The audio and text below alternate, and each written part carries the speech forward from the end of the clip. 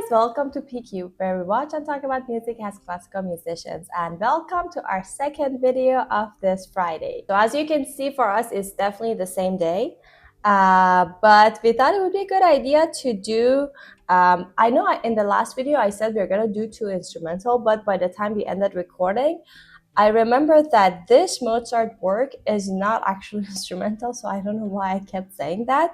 So I was wrong. It's Mozart Requiem, but we're not gonna do the full thing. We are just gonna do 2 of the movements, probably two of the most famous movements.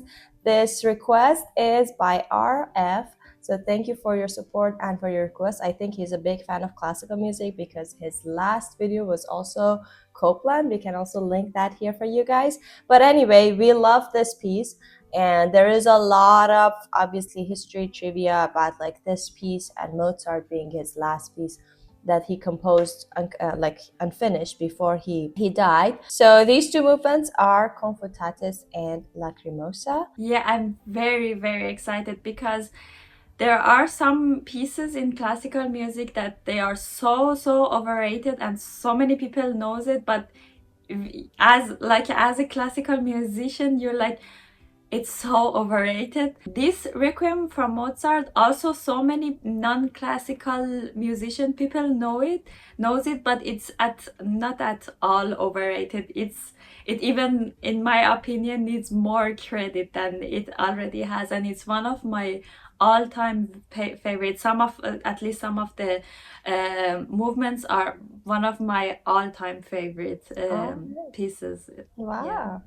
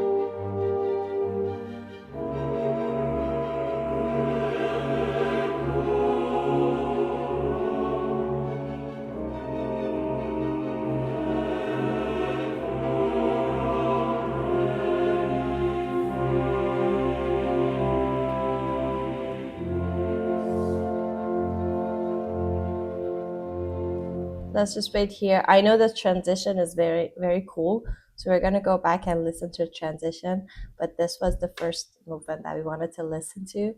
I cannot wrap my head around the drama of Mozart, honestly. Like, even, I mean, this is obviously a religious text, but like the drama that he brings almost reminds me of like operas, like his operas. Like he was, I mean, also that era, it was very, like opera was a big thing, obviously, but you can see the influence of opera even in his instrumental work. If you're, for example, playing like a piano sonata or like a piano trio, you always have to think about the dances, the characters of the different operas, the singings. And it's obvious that even with like a work like this, he still has that with the instruments and with like all the drum, all the harmonies, that sometimes it's just so tense, but then suddenly they open up. It just almost like a, actually not almost, it's like a storytelling to me. Even knowing the text and the meaning of it, it's still like acts like a full story that you're hearing. Well, I have so much to say, but I mean, in classical pieces, you have so much to say and so much to analyze, but you also don't want to go so deep because it's going to the harmony and theory stuffs.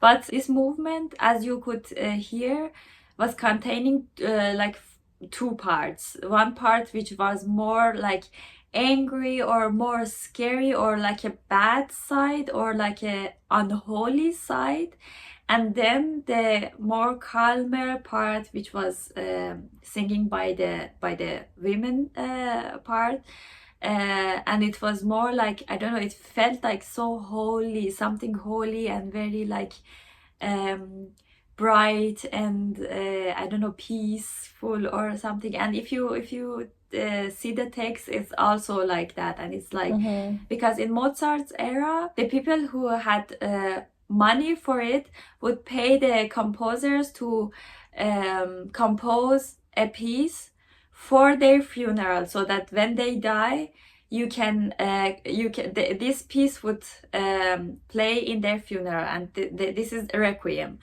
And it's also famous that Mozart, as you said, write this, somebody ordered this piece and Mozart write it, but he died before he could finish this piece, and one of his students had to like finish it. And then it turned into his funeral requiem, like mass requiem. And so it's about like death and the life after death and stuff. And the first part is talking about the people who are going to hell and did some bad stuff, and then the second part, which is more holy, it's like, yeah, I'm one of the people who is going to heaven or something like that.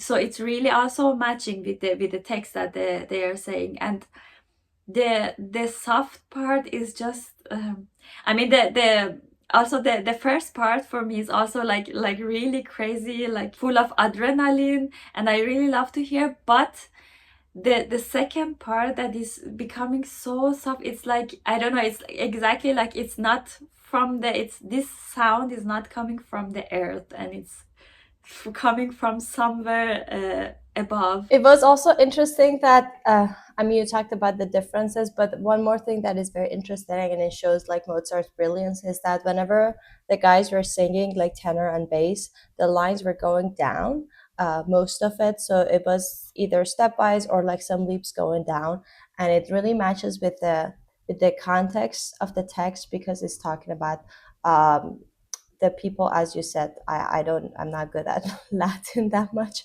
but they looked it up, the meaning, that when the cursed are cast away, that's the text, condemned to fierce flames. So that's whenever they are singing that, the lines going down, and it's always accompanied by that motif in the instruments, and they're kind of like more dramatic. And then when the two upper voices coming, the women come, is talking about, I'm one of the blessed ones. So then first of all, that theme, that motif is gone, and then we just hear like more lyrical lines from the orchestra, but also it's mostly like stepwise, not a lot of like jumps up and down. So that also, like, the music itself, I feel like can evoke that feeling that you're just going downhill from there. But then the good part is just staying, or like not a lot of, I was just looking at the music, not a lot of leaps here. It's mostly just one note, maybe a little bit like toward the cadence, we just go up and down a little bit. And also one of the reasons that build more tension in the first part and more relief and like more longer and breathable atmosphere in the second part was that exactly the strings were playing in the first part very fast and like dun, dun, dun, dun, dun, dun, dun, like something really intense, and like as if you are like, you have something, you know, intense in you. And then the second part, the strings were like da da da dee, da da da. If you listen to it, it's more open and more lying and more relaxed, so it also helped. Yeah, exactly. Here we go. It does.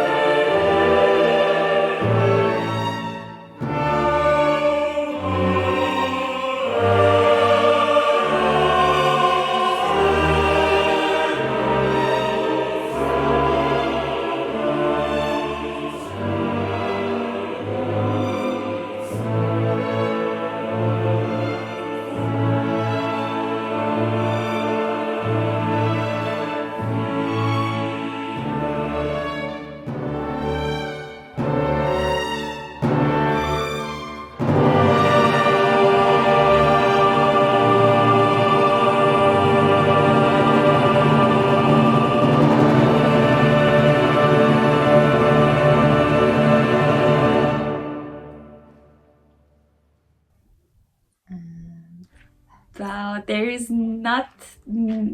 has never been a time that I've heard this piece, the whole piece, and I never got a goosebump. I'm like, I'm in another place now after listening to it. The interesting about Mozart is that for me personally, Mozart is not my favorite composer, because I mean, there's no doubt that he was a genius and he has so many cool and like brilliant pieces, but for my character and for my taste, he was most of his pieces, was so bright and so happy. But the thing, I mean, except for the late Mozart, that was his more like later works, and I can really imagine that if he would have died a little later and he could have like composed more pieces, I would have really loved the pieces that he would compose later. But the thing is that Mozart has a sad part or a dark part, and he has so less pieces that they are sad or like they are like dark.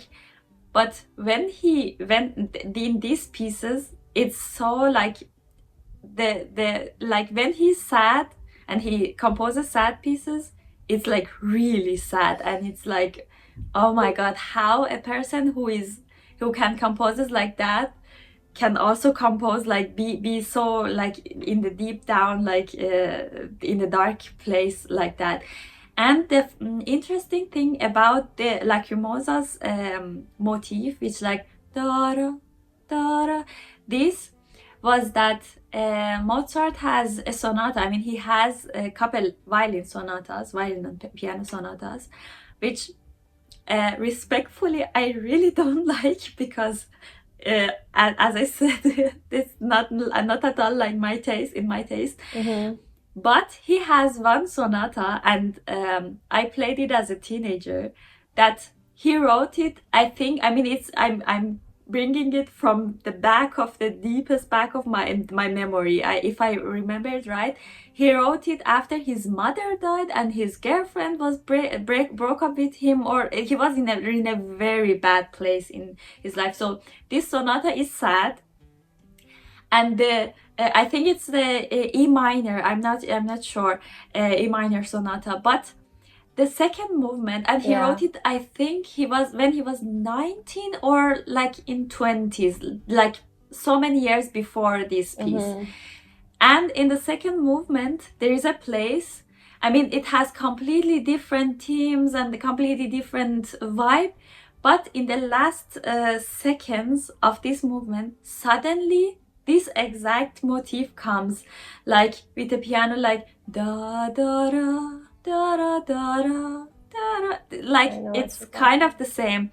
And years later, in his last piece, in the last movement of his last piece, he brought back this motif again. And this motif is like two notes, but it feels like somebody who is taking his last breath, like da da, and he has like, I want to live more, I don't want to live, it's something like that. And it's like your last breaths that you're like, I don't know, begging for living more, not living the life. And I don't know, it has so many depth and so many weight into this motif. Lacrimosa has a very also special part in my heart, because as a teenager I played it in the school with my violin. I mean, not an orchestra, I just created a like a quartet something, and with the choir and stuff. And in the university, in my last university, like years ago, I also sang it in the choir. Always, it was always one of my favorite. And also I played the Mozart sonata, also, which has this motif. So I really like. I want to say something about the music as well before wrapping this video, because I feel like the things that you shared about like that motif being just like the capturing the maybe your last breath, or like just more longing for more life, but you can get it. I think it comes from just those like a two-note motif, very short, but then also the way that he wrote it, that is like a legato line, that then so you phrase it kind of the second note is just a little less, and then this whole movement is based on that, especially the beginning of it. And then strings having that motif, I feel like it's just a perfect instrument to create that feel of longing, I guess. And then just going up and down, and then there's just a lot of like, the motifs are usually like either stepwise or not that much leap, but then each motif like goes up and then goes down and it goes up. So it's just a lot of rises and falls. So it just creates like, I don't know, a grief moment, a very longing moment every time you listen to it. And I also want to point out that unlike the, for example, other movement that we listen to that the choir was kind of divided between like people go to hell or people go to heaven, like to put it like simply. This movement has more like a choir sings all together. For the most part, I'm just looking at the music, maybe if not the entire time. So it just also like meaning wise, because it's just talking about all humans just like getting up and the judgment day. I don't know, my religious talking in English is not that great because I never learned that here. But anyway, it's talking about the judgment day when everybody like rises up. So so like the feeling of like everybody sings together again, it's just, I feel like a storytelling through music as well. It's just, if you listen to it, you just can feel that there is a sorrow that is shared between all the humans. So that's also like very, like, I feel like, again, genius, even though Mozart only wrote 8 measures of this and then he passed away. So if you look at the like the original scores of this, it just ends after that 8 measures, and then other composers, specifically one of his students, I think, completed that. And but it's very interesting that he had the idea of like that choral writing, and then all those motifs coming and going, and then touches of like timpani and then trombone just expands also that like space, the harmony, and also the harmony. Speaking of that, it just, if you listen to it, it doesn't really get that release that easily and that fast. I'm looking at the harmony, the score of it. It just, so again, like it just prolongs and stretches that feel of like longing, and at the end maybe just gives you a little bit of release here and there. So just the music itself, if you put all the lyrics aside, I think it evokes enough feelings and like tells you the story itself. So that's also a very interesting fact when you listen to a lot of like compositions, but like this one in particular, that he also thought through like structure wise, or the architecture of the sound itself, not just like, oh, I have these lyrics, I want to put it the music. Well, just 2 short things that I wanted to say. I forgot to say about that last movement, that even though the whole thing was in minor and it was so intense, but it ended with a major chord. Yeah. And we all already talked about it in one of our videos. That's called Picardy Tears. It's when the whole piece is in minor and it ends with major. And here is one of the best, at least meaning wise, the best usage of this, because he was saying that I will be with the people who are going to heaven, or like, you know, I will be in the good side of the people. And that major chord was like had this feeling that his soul went to the heaven, and it's like it's ended all like his soul is holy-anized, or I don't know how to say. And another thing is that there's a movie called Amadeus from one of the very good directors, and it's one of the even art history movies, and it's a movie that is important because it's really good made in the art history.